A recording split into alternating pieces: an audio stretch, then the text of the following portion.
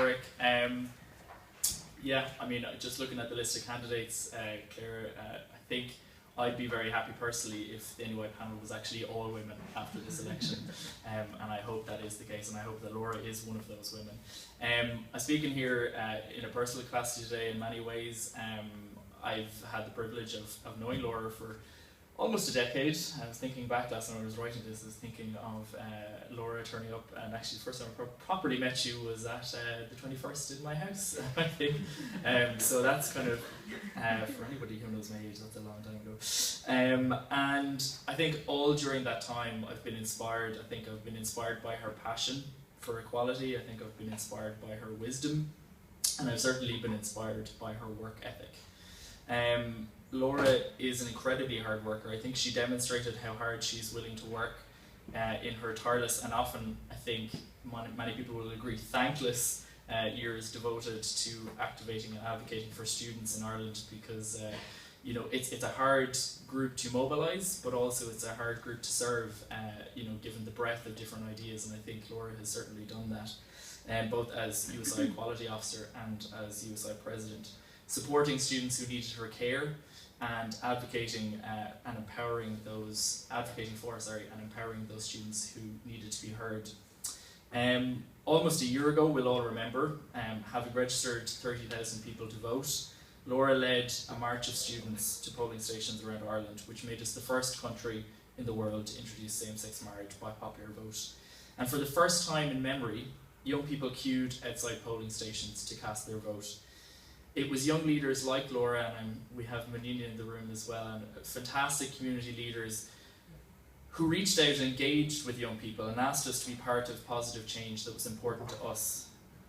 Party politicians last month then wondered why it wasn't the same. It was great to see 35 candidates under 30, but the vast majority of prospective TDs and party leaders ignored the burning issues facing and concerning young people. Issues like mental health and access to third level education. And Laura is not ignoring those issues. Laura is bringing them front and centre in her policy priorities.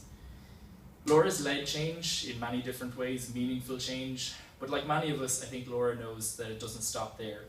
Ireland is far from equal, and there are many people who both knowingly and purposefully try to keep it that way. Today, Laura continues her journey to change Ireland for the better, and I'm not sure if you've heard this MLK Jr. quote, Laura, but I believe you already understand its meaning. But we are now faced with the fact that tomorrow is today. We're confronted with the fierce urgency of now. In this unfolding conundrum of life and history, there is such a thing as being too late. And I think Laura understands that we don't have the luxury of more lost opportunities. Too many of our children live in poverty and homelessness. Too many people living with disabilities are burdened by the costs we're placing on their independence. Too many of our communities are denied their rights and dignity.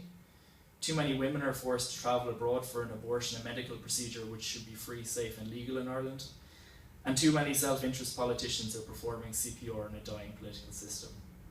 We need action from those who represent us, and I think Laura will be our independent activist in Seanad.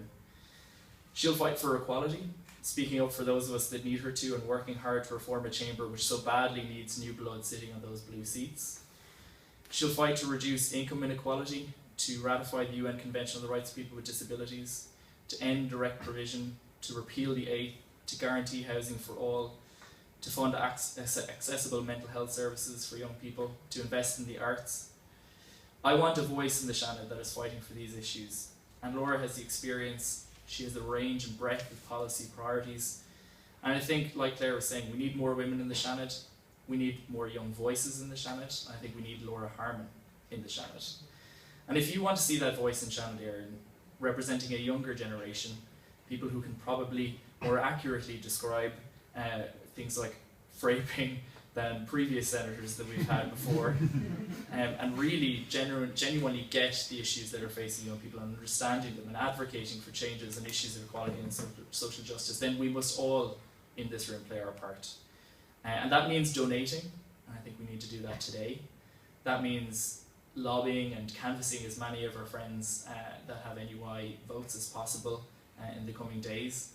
And I think that means voting for Laura Harmon for the Seanad next week. So best of luck, Laura, and fingers crossed we'll see you in Seanad.